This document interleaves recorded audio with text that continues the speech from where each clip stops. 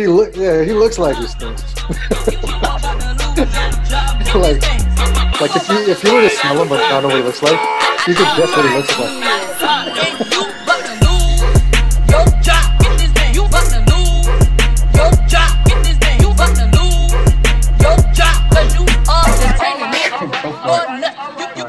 So Kyle, I'm a product designer out of San Francisco.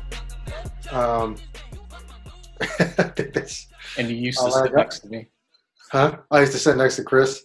I don't know if we can mention where we worked. I had to do this compliance meeting every 6 months, and it's your job. Yeah, I'm pretty sure it says we can't mention. Oh, yeah, exactly. Yeah. So I'm not going to mention just to be safe, and in case somebody from our work sees this and says like, "Hey, Kyle said blah blah blah," let's get them fired. How's the whole product design thing going? It's fun, man. It's crazy because the industry I'm in is financial, so my position is somewhat unaffected by COVID-19. Our projects are still going. However, I've been working from home the past 2-3 months, and I've been getting more work for some reason, but being less productive. Being at work in a creative environment really helped out, as opposed to being at home where I'm super comfortable and I could just turn on like Netflix or whatever shit's on TV and just get sidetracked very easily, or I'll start drinking or something and get sidetracked. So I don't know, but yeah. So it's a fun job. Now you actually see your work in action. You see your designs test with random people or not so random people. You get to see if your mind is on the right track. You get real life feedback from people to improve on what you're working on. And actually have a really cool team across here and New York, London, and Budapest. So everyone's really cool and works together. So I guess that's the biggest part, is that I have a cool team who's mostly on the same page. The job itself is fun. I mean, in the Bay Area, there's a lot of product design jobs, a lot of tech companies that are looking for product designers, and a lot of them are hiring right now. Either at a freeze or they're hiring like crazy. Mm-hmm. So yeah, there's that. Yeah, I think that's really, I like that. So I was wondering, how are you doing anything outside of work in terms of like product design, or are you kind of relying on, sharpening your knives while you're working, or are you doing anything outside of work? There's usually times throughout the year where there are design things happening, like events. So in June, mid-June to late June, San Francisco has San Francisco Design Week. And it's about 2 weeks of workshops around the clock for between like 9 a.m. to like 8 p.m. And some companies that offer workshops are like Google, Airbnb, Dropbox, and they invite you to come check out the studio. Or if you go to Google, you get an actual session with, they provide alcohol and food, and you learn stuff about what they're doing. And it's good food, and it's in a nice location. I went to one last year called The Night with Google Design. They talked about a lot of things that I'm kind of doing at work right now that's relevant to my job, like accessibility, designing for people who have disabilities, writing copy and copywriting and working with copywriters, and not so visually designing stuff, but other like intricacies you gotta think about in design. So I was able to attend that class as well as eat all the food that they provided. They even had like a live jazz band, and it was on the water. So it was over by Embarcadero. So it's right by Firefly, right by Mozilla. Mm-hmm. So it's in that area. So it's real nice. And the ticket's like $20. It's not expensive at all. So that's just one example. There's plenty of different types of workshops you can take, from product design to like architectural design, just the whole broad spectrum of design for about 2 weeks. So I always attend those workshops. And also I attend usually one design conference a year. I'm going. Well, you just think my shit is getting dropped off. Yeah. One of us froze. Yeah, might be me. I guess I might have to move to another. Let me move to another spot in my place. It might be my connection, so I'll move closer. All right, sorry about that. Cool. Wi-Fi is better. Yeah, way better here. In my living room. Yeah, what were you saying? I think you were asking about what's next for me, or Yeah, yeah. Because like for me, I've never been able to stick to one place for like more than 2 years, either because I just get bored of like the company or sometimes company politics or like I don't know, whatever business value I'm bringing. I just feel like I lose interest. But that's just me as an individual contributor, as I was saying. yeah. But some people want to get into like more people roles. I don't in terms of like um, my technical work, but I like doing this. Like this is my way of doing stuff with people and trying to help other people directly, even though I don't have much of an audience yet.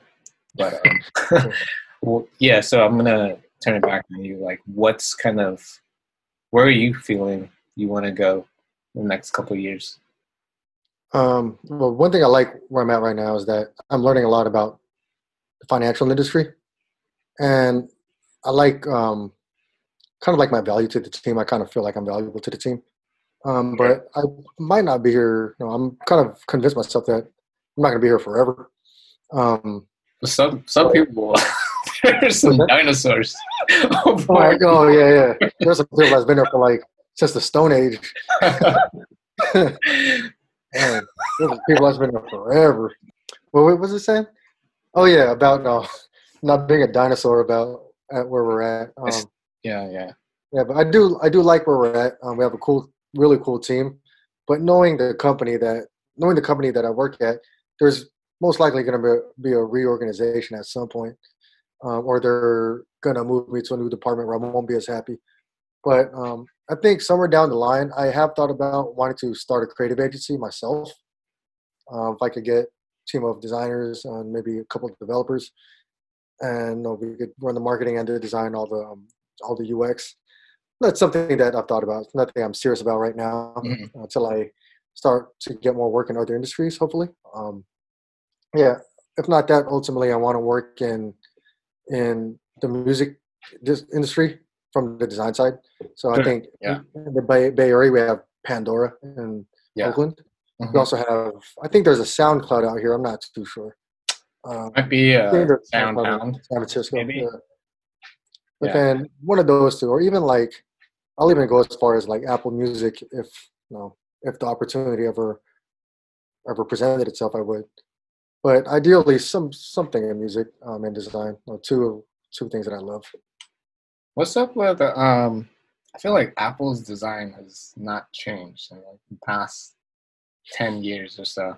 Like their websites all look the same. Their hardware still looks pretty much the same. Yeah, Um, got any feedback on that? it works. It works. I People guess. buy Yeah. it. That's I mean, that's it's one not reason why. broken. Yeah. Yeah, exactly. That's one reason why for me, I transitioned out of Apple like iPhones and started using Androids, Mhm. and because You every feel like time you're in a box or something? yeah, exactly. Every Yeah. time there was a new version of an iPhone or they upgrade the OS, feels exactly the same. So like I pay a little more for almost the same phone, but I guess the exterior design is kind of sleeker, I guess, by a little bit. But then the experience is almost exactly the same. So as so I decided to that's why I decided to venture out and try other machines. So we're at one point we both had the Google Pixel 3. I think you Yeah. had the higher, the more upgraded version.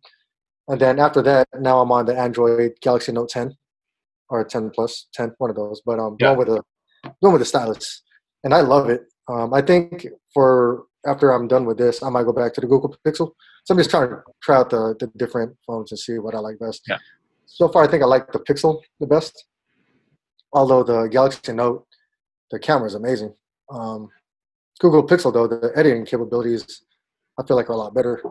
But then Yeah. no, it's just those things that I like to try new things out. Yeah. Apple, like back to your point, was like even their website. It's been the same for a while, and some people love it. If it's not broke, Any don't of their fix it. tools, really. Yeah, I exactly. think. Yeah. For me, Um, I'm gonna try something new. um, what are you drinking? Maker's 46. It's Friday. Figure I'd grab me a little drink while doing this. It's kind of fun. This is like the second podcast I've ever done, so it's kind of fun. Do you hear? I think the bars are gonna open up soon.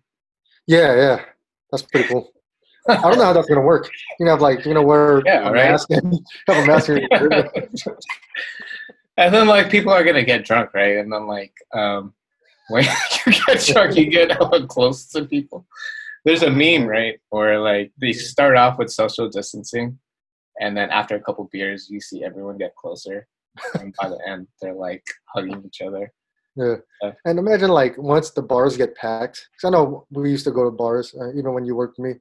We go to like Southside Spirit House, and it gets packed, and they have music playing, and it's just loud people everywhere, and so the bartenders can't understand you when you're trying to order. So at some point, you're gonna pull your shit down. You're like, I'm ordering an old fashioned. You get that close to because there's so many people. And they're like leaning over the counter, like down there kissing the bartender. Yeah. Social distancing just out the window for bars. I don't even know why you're gonna have guidelines. Unless they limit the meter of the people coming in which case it's gonna suck for the bartenders because they're not gonna make that much money unless they fill it with alcoholics who just can't stop drinking. But yeah, so hopefully, at least they'll make something. So good for them. I'm worried about the people who were depending on their jobs and their businesses for their livelihood. I'm glad to see them get back to work and have their income start coming in again without relying on the government for their little ass $1,200 that can't cover shit in San Francisco. Mm-hmm. Yeah. So there's that. It's good to see. It's good to see that people are getting their jobs back and getting their businesses up and running. But social distancing is not going to work in a bar. Oh hell no. Yeah. I think there's a stat I heard today that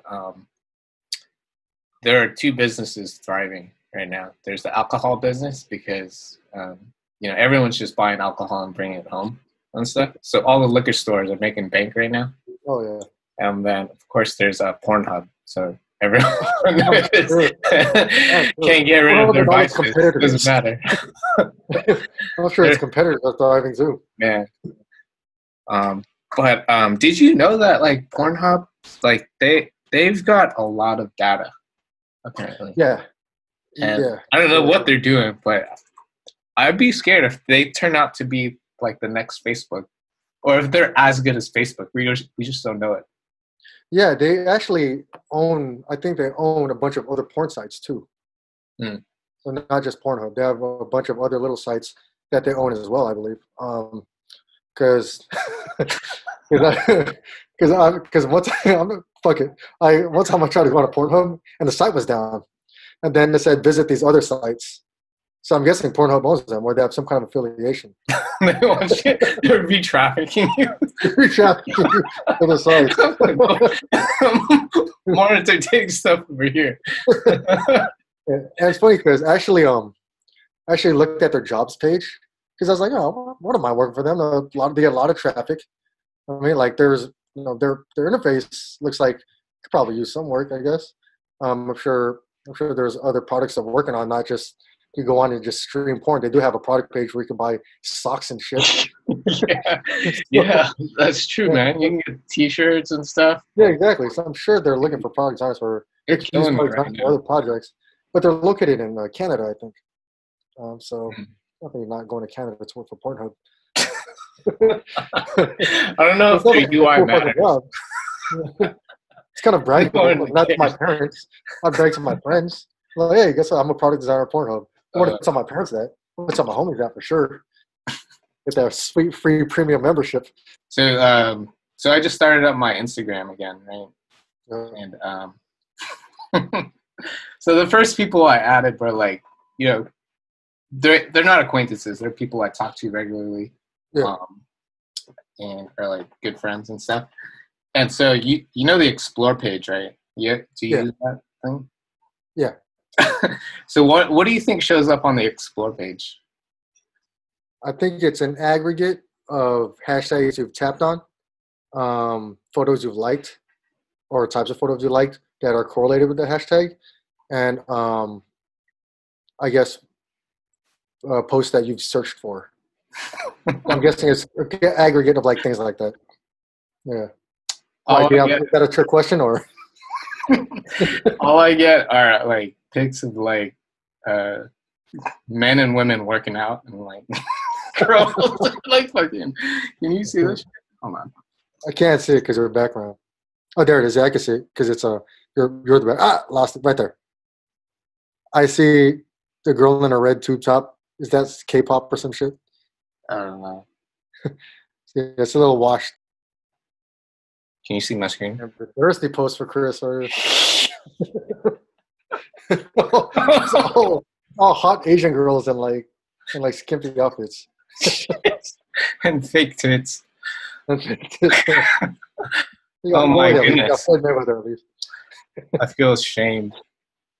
A little bit of politics for Chris. I see it. A little bit of social awareness. Yep. Sprinkles of God right next to a girl with her ass. You have a Bible verse and butt crack right next to the That's Instagram. But yeah, that's a good feed right there, man. Yeah. Do you miss going out? What the hell? What? But there's some like political stuff here too. This right here. Yeah. What is this? Oh, fuck that guy. This guy has the worst face ever. Like that's a terrible face.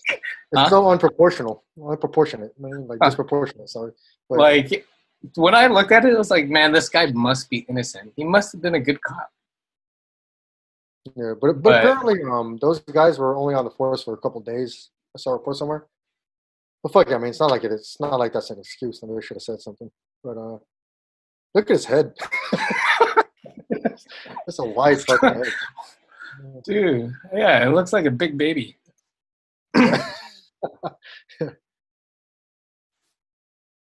Yeah. All right. Yeah, and there's a few like Black Lives Matter stuff going on.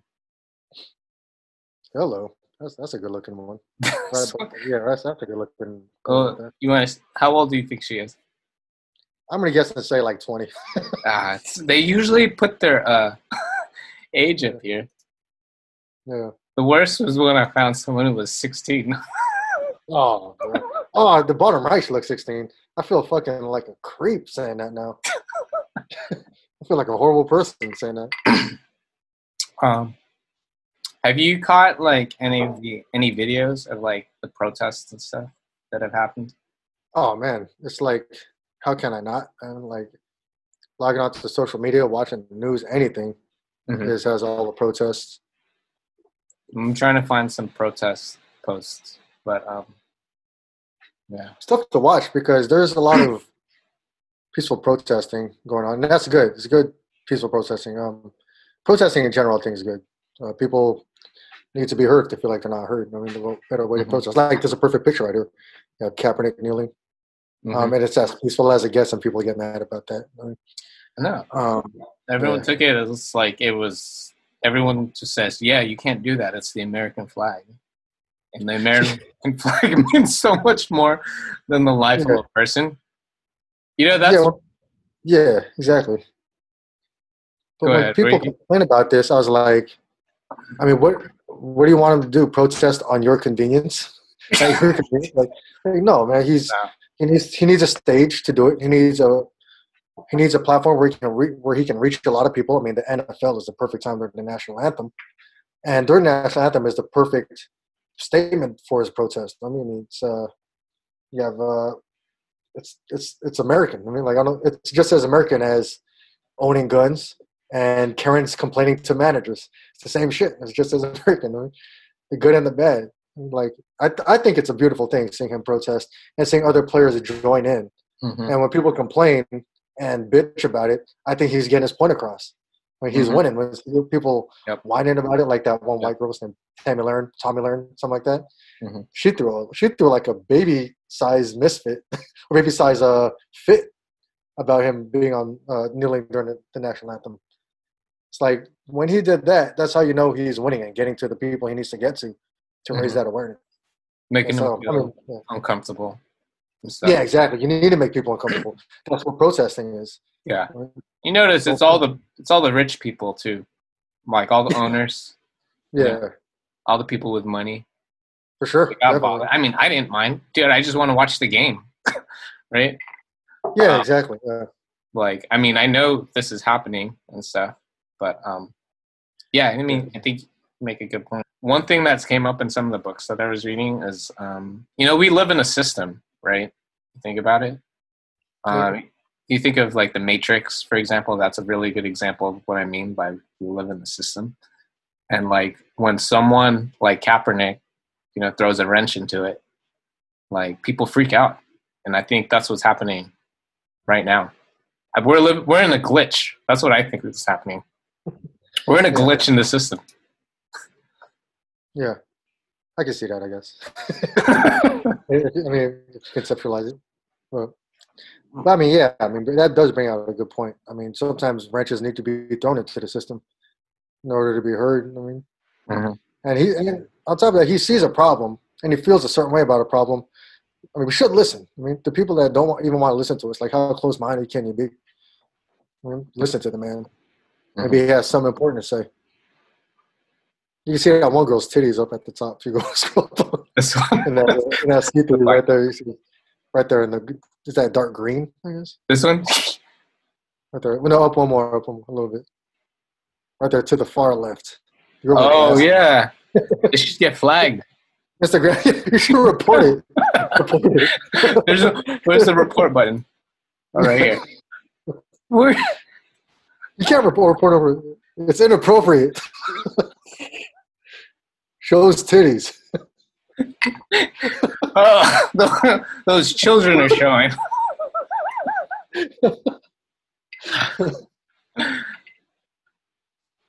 Oh man, you left it at children. Oh man, look at those children. I've got my Explorer. No, you learn a lot about yourself by looking at your Explorer unconsciously. Eat that. So like speaking of like thirsty posts, my Explorer is filled with. I got 3 of the same accounts that keep popping up, and it's hot girls that have curly hair. Like hot That's a type little curly girls. specific. And they're a specific type. I mean, they're mostly like either Latino or black, and they have the tight curls. And I'm like, I didn't know that was my type. So, so Instagram told me that. Man, the worst is when I click on something and then it shows like who follows it, and then it's like I clicked on like this girl like twerking and stuff, and I see all my friends followed or like this post. Like JJ Dynamite. That's my Instagram handle, by the way. That's why it's funny. Yeah. Have you got into have you looked at TikTok at all? Never got to TikTok. Never. Like I jump rope as my form of fitness, like freestyle competitive style jump rope Yeah. thing. And one of my friends on Instagram, his name is Jimmy Says Relax. He started jump roping kind of like I want to say a year or 2 ago. And on Instagram, probably has a couple thousand followers, which is good because he's really good and he's a marketable person. But when I seen him on TikTok, he's like over 100,000. Like, holy shit! Is that what 100. TikTok? Oh, yeah. Yeah. So I think their thing is like they're promoting it as like it's more organic to be discovered, Yeah. and I kind of agree. Like I like the one thing that they got going is like the whole music thing. So at first, I think it like really attracted like people who want to dance or people Yeah. who want to lip sync for whatever reason. But what I think it generally does is it attracts people who like music, right? And who doesn't like music. And so like let's say you like a particular song or lyric or whatever, you could scroll through. I mean, it's like the same thing as like tags, right? But you could see a whole bunch of videos that are related to that. And I think that's pretty cool. Let me show you. Let me show you my screen real quick. Is that their bottom line? Like what we would call their MVP? Just videos of people who want to dance to music and. I think that was their MVP, but Yeah. now it's like a lot more. Have you been spending a lot of time on like social media and stuff? Now that you're like home a lot. Yeah, almost too much time. Like I don't want to be on social media that much, but I get pulled into it somehow. I got to figure out how to get away from it.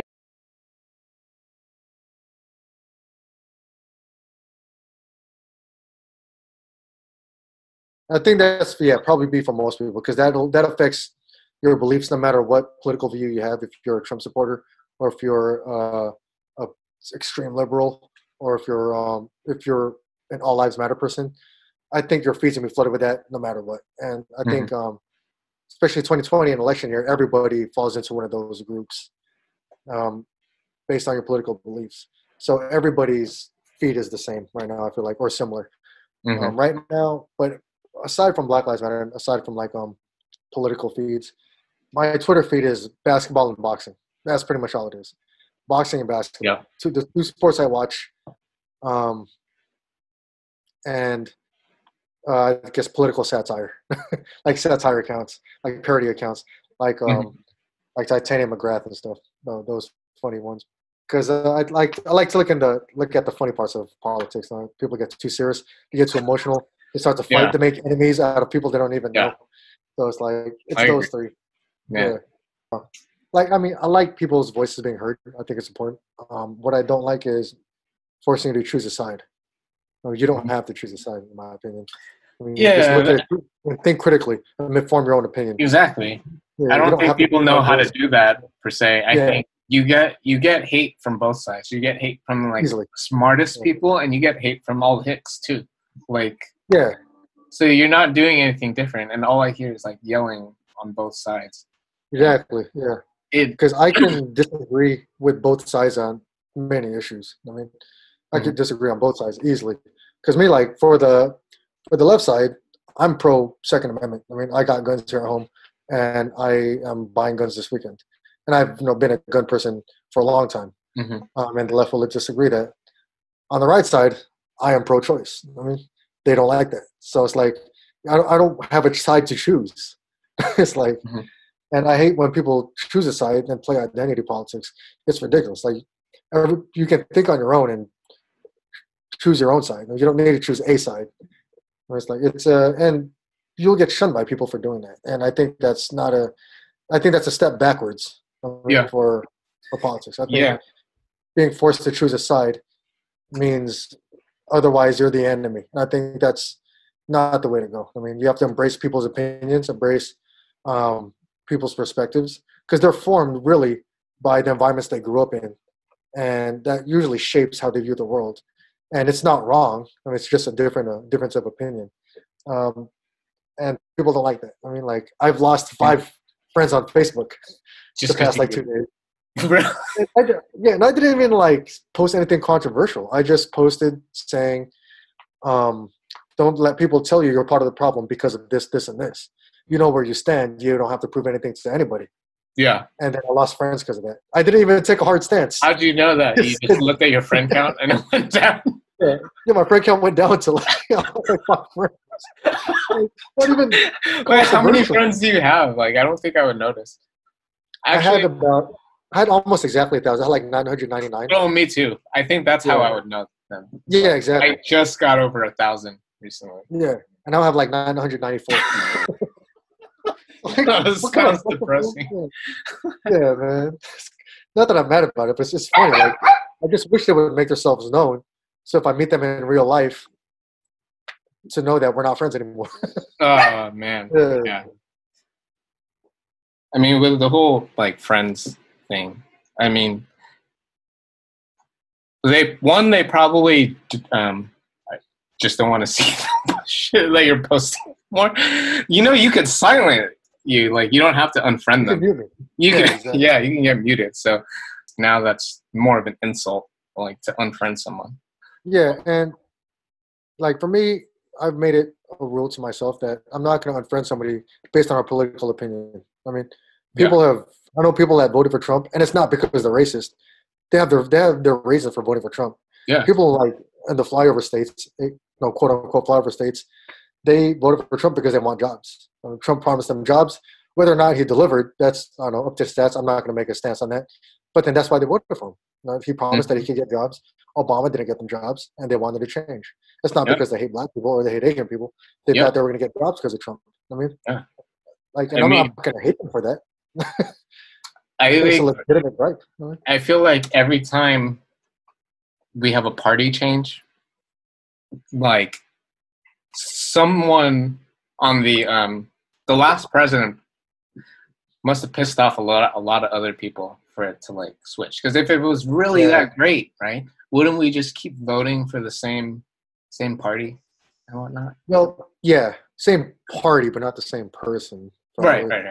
Yeah, Obama and Hillary are, I feel like, polar opposites personality-wise. Like, I voted Hillary 2016, and honestly, I kind of regret it. I mean, I wouldn't have voted Trump, but then I voted Hillary for the fact that I didn't want Trump to go in office. But then the person I wanted to vote for was Gary Johnson, but I didn't vote for him because it's like, we got to vote to not let Trump get in office. And of course, California's electoral college, so California would have gone Hillary anyway. But I mean, think about it now. I want to vote with what I actually believe in, rather than voting to remove one asshole that's less of an asshole, more of an asshole than the other asshole coming in. Rather vote for somebody that actually think can make a change. It's funny because for the primaries for the Democrats, I didn't even vote for Biden or Sanders. I voted for Tulsi Gabbard. I mean, I think she's young, woman of color, served the country. She was in the military, and she seems to have a pretty steady head on her shoulders. And she destroyed Kamala Harris in the debates. Like, she made Kamala Harris pretty much drop out. And she was on Rogan, actually not too far after that. And she was one of the most level-headed candidates that I listened to, that I heard. I mean, I listened to Andrew Yang on Rogan, listened to Bernie Sanders. Every time I listen to Elizabeth Warren, I just can't stand listening to her. So, but Sanders and who's the other one? Andrew Yang. No, they're not bad. I mean, but then listening to Tulsi Gabbard, she sounded like she had the most level-headed approach to being representative for Democrats. And I voted for her. Saw that maybe she had 3% of the vote in California, if that. I'm like, holy shit, nobody likes Tulsi? Yeah, I thought a woman of color, for the progressives who just like the appeal and visuals of progressiveness would have appreciated Tulsi Gabbard. I mean, she's Samoan or half Samoan, born in Hawaii, and she actually served in the military. She's a strong fucking woman. She would have handled the coronavirus better than any other politician, I feel like, because she don't take no shit. I mean, she doesn't take shit from the Democrats, doesn't take shit from Republicans. That's why I liked her. But Democrats, they wouldn't let her debate on the debate stage with Bernie and Joe Biden, and she was the last one left, and nobody even knew because she was on any news coverage for some reason. She was blacked out. Right? So they let Michael Bloomberg buy his way into the debates, but Tulsi Gabbard, they shut her out. I mean, fucking terrible. That's the Democrat system, man. I actually don't mind listening to you talk about politics because I think what you're doing is you're just stating like a bunch of facts. Yeah. A little bit of observations too, right? I feel like there's some people that just shouldn't talk about politics. there's a lot of people like that. I feel like talk too much in their heart. Because honestly, like, if you're not talking about facts and you're not talking about, observations and you're just opinion this, opinion that, sure, okay. You can do it in a very intelligent and not demeaning way, right? But also, it's a conversation. Yeah. It's like, you can't do this because y'all are fucked up if you think of this, blah, blah, blah, blah. Like, that's literally what I'm hearing from, like, a lot of people. Yeah. You're part of the problem, Chris. You're on the wrong side of history. And for me, I think the protests are good. I think they're getting heard. I think the people fucking it up is the looters, people that are rioting. And it doesn't even seem like it's the protesters. I mean, from my observation, it seemed like it's like these rich white kids from like the burbs that are privileged. Yeah, sure. Yeah. It's also the anarchists who come just to see an opportunity to break shit. And the cops. Cops are just breaking shit at people for no reason. Yeah. I saw a video of them like shooting rubber bullets at people and stuff. Yeah. Just straight up open fire. Like, for no reason. I've seen a video of like some guy just walking his bike across the street, like around curfew time. The cops didn't tell him to go home because it's curfew. They just whipped out the batons and beat the shit out of him. Oh my god! Like, what is that? What are you doing? Like, yeah, you're making things worse. That's not de-escalation. I mean, that's why I don't protest, man. One, I don't protest because I don't like being in large crowds. Two, if I were to protest, I'll probably bring my gun and not get arrested because Yeah. I'm trying to protect myself from cops like that. I mean, not from looters or people. Well, I Hmm. mean, looters that try to destroy small businesses, especially small black-owned businesses. Yeah. I will try to fight for them and help them I defend mean, I it. feel like protests, unless they're super peaceful, where people are just kneeling on the ground, or the really peaceful protests. If you don't have rules, I feel like in essence, or like it naturally brings out anarchy. Like you want to yell, Sure. you want to like say not racial slurs, but like very you know what I mean, like f this and f that, fuck Trump, Yeah. like shit like that. Um, and so it's just gonna piss people off. I mean, and we're all human. And we're just gonna react in different ways.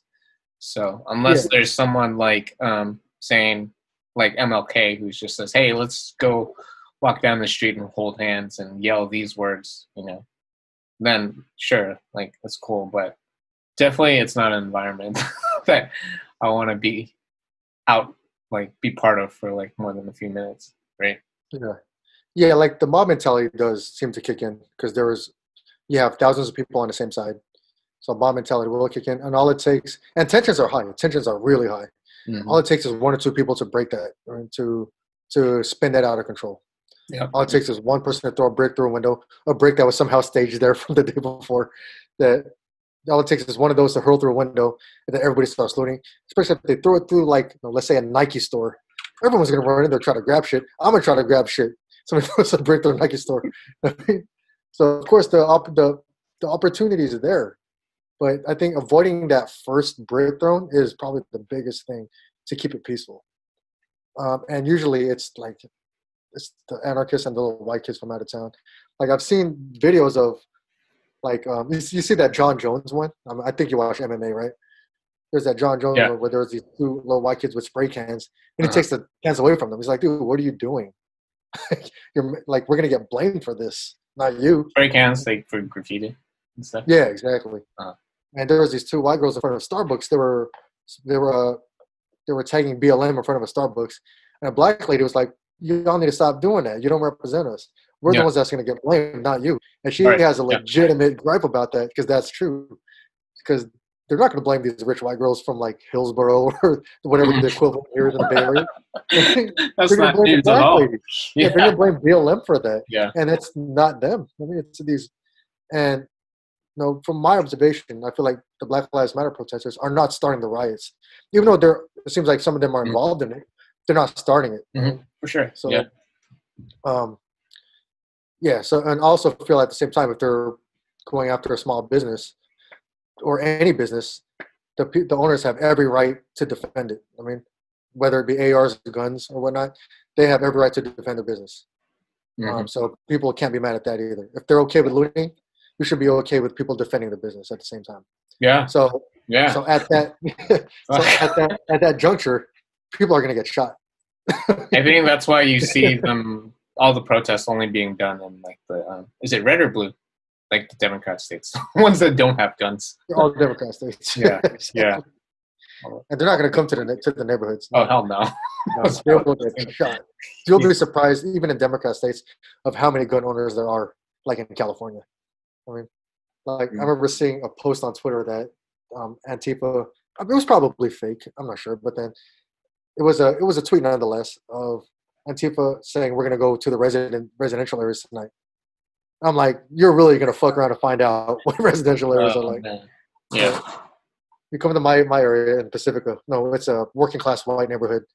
Every house on this block is armed to the teeth. Like I got a couple of guns, and it's probably nothing compared to my neighbors. So if anybody tries to come in, invade houses there, they're gonna find out quick that they made a mistake. Man. Yeah. What about your wife or your significant other? Are you guys kind of similar on the? Do you guys take similar stands? Are you guys on the same sides in terms of which way to vote and stuff? We're pretty close on the same page in terms of how we view, I guess, social issues and politics. However, we're not going to be voting for the same person. Yeah. Interesting. Her main objective is she wants to be part of getting Trump thrown out of office. She wants what? To get to get Trump out of office. Sure. My view is that this year I'm going to vote for who I feel represents my views of who I feel can make actual change. So my view is no, I'm voting Libertarian, voting for Jo Jorgensen this year. She's voting for Joe Biden, and I'm okay with that as long as So she's running against Joe Biden. Well, she's voting for Joe Biden. I'm voting against Joe Biden, but I'm not voting for Trump. Yeah, not voting for Trump. Because I think, like I said earlier, I voted in 2016 for the lesser of two evils, which was Hillary Clinton. Sure. And she didn't win. And this year, I'm not going to take that approach. That year, I really felt like I wasted my vote. This year, I want to say like I voted at least for somebody I believe in. Yeah. And which is for Jo Jorgensen and her policies. That makes sense. Yeah. I mean, it all comes out after you vote, and you could say like, "This is why I did this. I made this decision." Yeah, exactly. I know I'm going to lose. I know Jo Jorgensen's not going to win in California by even the slimmest margin. I mean, I think you're doing what everyone's supposed to do, right? Yeah, exactly. Like, oh, I'm picking a side here, or whatever. But yeah. It bothers me that voting this year has become, let's vote for the lesser of the two pieces of shit. Yeah. I like to listen to both sides, the left and the right. So I follow a lot of Republicans and Democrats and libertarians and centrists and all that. And I follow a lot of black conservatives. Like Candace Owens. I follow what else? Eric July, who's like a libertarian. So it's funny because they will say some controversial things on Twitter, and a white person will tell them like, "No, you're wrong." Like, you see what's happening here? I mean, the white person is like believes that they are privileged, and they have the white guilt, and they're telling this black person that, no, you're oppressed because of this, blah blah blah. Because it's a weird reverse dynamic that's happening there. It's funny to watch. It's like a white person, like it doesn't get more privileged than that, telling a black person that they're not feeling the right way about a social awareness situation. I follow David Pakman, and I follow Ben Shapiro. I mean, Ben Shapiro, people hate Ben Shapiro, but I follow him because he makes decent points from the conservative point of view. David Pakman makes really good points from the liberal point of view. I mean, I like to read them both and form my own decision based on what they're both arguing about. I'm not going to choose one just because they're liberal. Like, I think with politicians, like, I think they're all pretty smart. Like, they have good points, like you said. But maybe if you were to say anything, like the one knock on every politician is they could be insensitive because they feel very strongly about their views. Yeah. I think part of being a politician is you want to get votes, right? That's the whole thing. It's exactly in the sense it's a popularity contest. So you have to be power hungry if you want to get to where you want to get. And I feel like that actually, that feeds on this whole system and makes this work a certain way. But at the same time, because we're all, so tightly woven in this system, we can't break out of some of our bad habits. Sure. Like racism, right? Yeah. So exactly. And when it comes to politics, it's not a good thing. I do judge personality, like what politician seems like they be a good person in general and are willing to change their opinion. Huh? You saying you judge the book by the cover? Yeah, sometimes. And, I mean, yeah. If the person seems like they're willing to accept criticism, and if they know they're wrong, they'll admit it, then that's plus like 100 in my book. Sure. I feel like Reverend Andrew Yang had that personality trait. I think there's a conservative that I actually listen to that a lot of people will probably unfriend me more if they heard this, but Dan Crenshaw, I feel like has that personality trait that, no, he's strictly conservative. I don't agree with most of the things he says. He's a Trump supporter, but at the same time, he seems like he has a personality that is approachable. If he knows he's wrong and somebody proves him wrong using stats or data, combined with like life experiences that he's experienced as well, he will change his mind. Well, Also, what he's if we been. voted that way? What if I wish, man. Yeah. what if we all voted that way? We voted for the people we actually like, or Feel like like we would like. not in terms of their views. We just like, oh yeah, I get along with that guy for sure. Oh, I mean, there has to be a balance. I mean, there has to be a balance of personality and their views. I mean, For yeah, sure, it's like all white yeah, white presidents yeah, moving forward. yeah, exactly. Yeah, but But yeah, no, like that's a good point. Like in terms of maybe not who you like per se, but like in terms of who you think is the most personable, who can. I don't know what other word you could put to it, but to like really bring. yeah, yeah, the most like personable. I mean, like if you look at Barack Obama, the way he's articulate, the way he spoke in front of the way he addressed the nation actually Yeah. was a very you could sense the confidence in Barack Obama. Mm-hmm. He says the right things at the right time. He felt presidential. Granted, Yeah. he bombed 8 countries, but then like, but at the same no, time, no one remembers that. yeah, but yeah, nobody remembers that because he's such a personable person. People see him as the best president ever.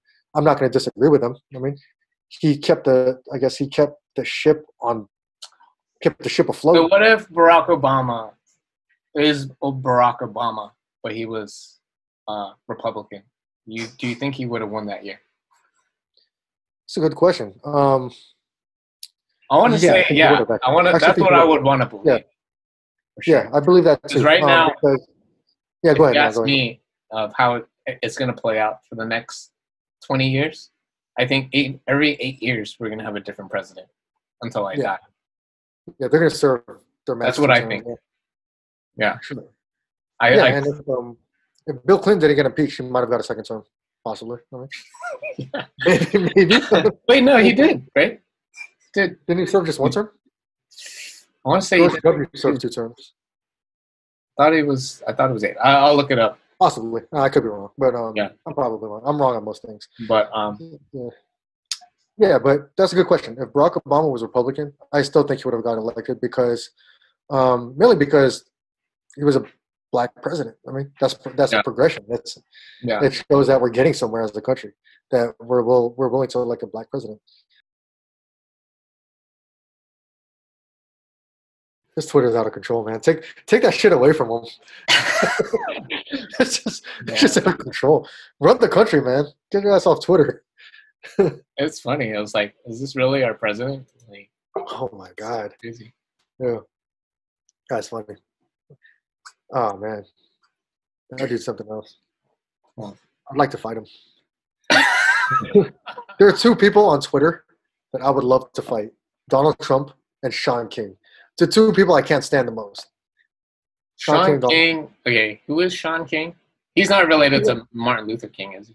No. Sean King is he's like a black activist, like for BLM. Okay. He's an activist, but no, a lot of people don't like him because he's a fraud. I mean, he's light skinned, right? Yeah, he's white. What?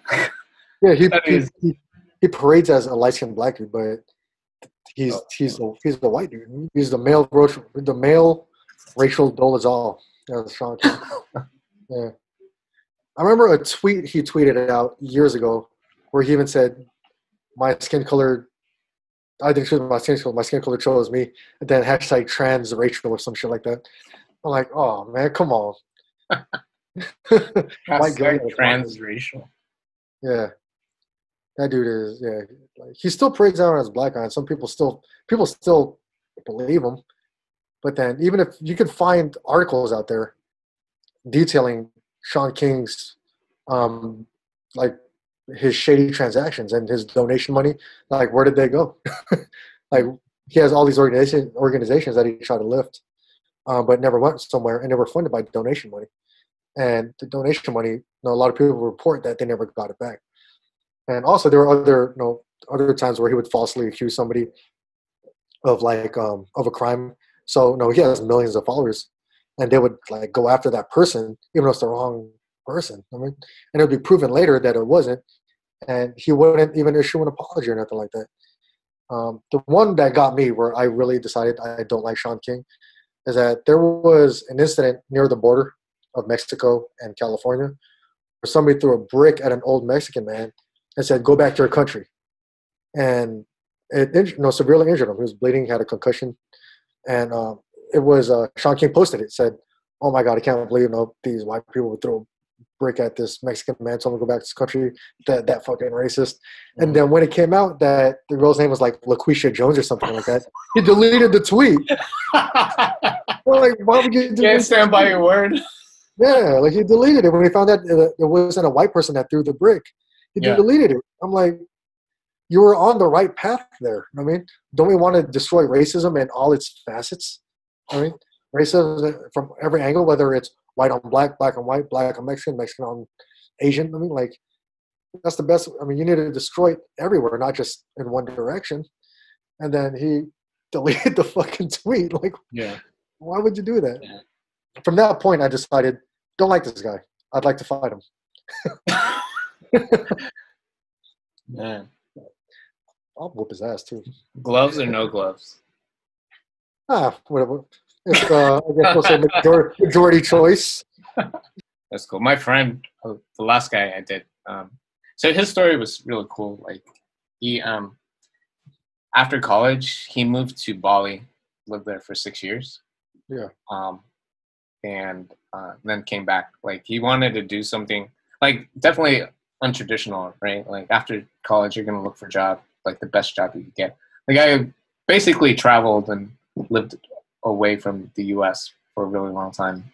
And just, if you could think about it, like, you know, they always say, like, traveling is, like, you know, the best experience. Like, it's like priceless or whatever.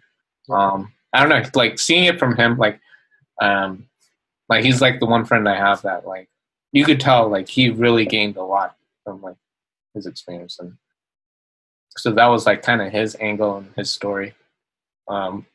This video is more about, like, all the shit we don't like. Yeah. But it's all good. Yeah. There's truth in it, though.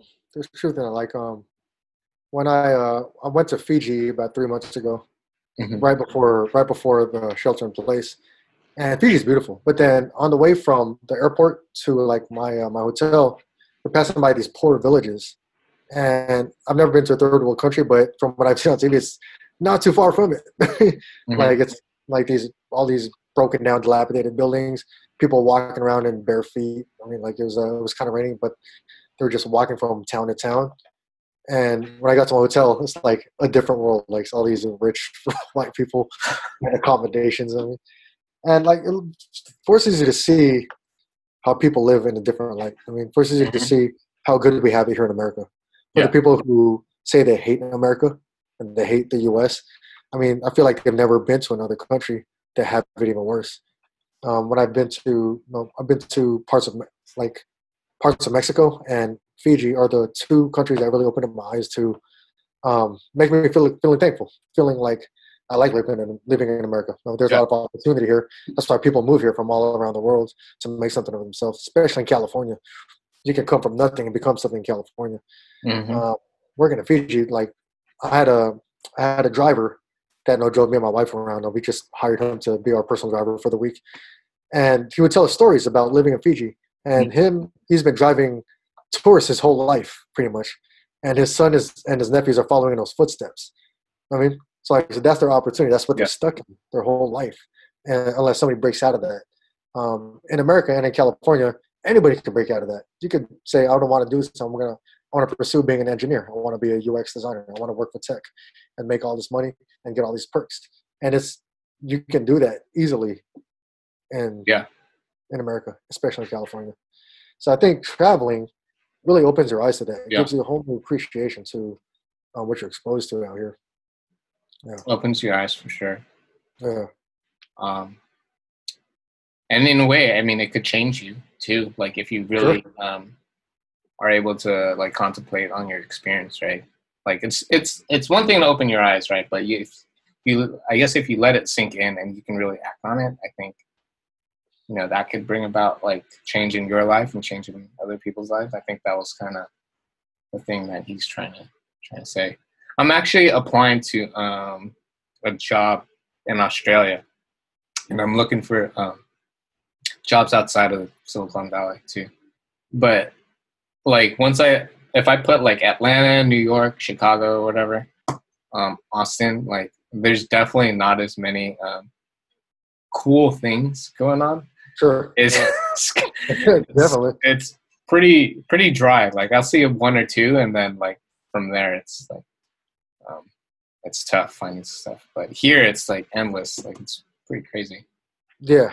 Here is like if a job for a designer or a developer opens up, dude, they could hire somebody within the next 2 weeks because they're gonna get so many applicants, and it really depends on. I hear it really depends on your experience and skill level. No, I feel like out here in the Bay Area, from my personal experience, that networking is a little overrated in terms of getting your career. Because people always say, like, you need to network, you need to know people. Yeah, help you.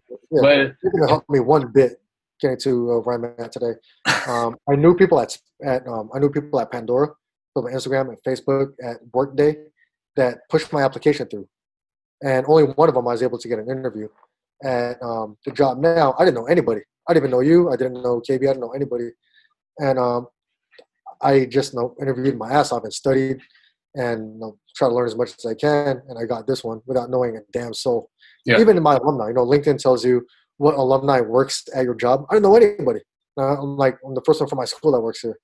So I was like, I think, yeah, networking's fun. It's important to know people in the industry. But then if you want to get somewhere, it really depends on you. Yeah, on your I skill. agree. Yeah. I think I'm on your side there because same thing with me. My first job, I was lucky. I think I got hired where I had a bunch of people that I went to school with also work there. But like after that, it's pretty much all grind. Yeah. Once you get to this level of a career, like when you go from a job to a career, it's all grind. Now networking helps you getting a job for sure. When I worked security at the Academy of Sciences for 6 years, I was never a security guard before that. I don't know shit about security. Like I didn't even care. But then it was a job that I knew people in, and I was able to chill and go there, work there while going to school for web design. I mean, so I was able to do that. But getting into the career of product design, that's all you. I mean, all your shortcomings is because of you. Like nobody to blame but yourself. Yeah. But it kind of does feel overrated a bit too. Like I'm over 2 in terms of referrals so far. And I got rejected within 2 days. So not only was it like faster to get them to see it, it was also faster to reject me, which was a fucked up thing. But I still got a bunch of cards that I could still play, but I'm kind of saving it to see. Plus, I'm being really picky. Like, I want to work somewhere that I feel like either I'm gonna be one, I'm the man, or 2, I'm like working with like a really fun team, or if I'm working on a really cool product. Yeah. 2 kind of 3 things there. Cool. Well, man, I think I'm gonna cut it out now around this time. Thanks. All right, man. Hey, thanks, man. See you later. Let me know if you want to do it again. For sure. All right. Peace, man.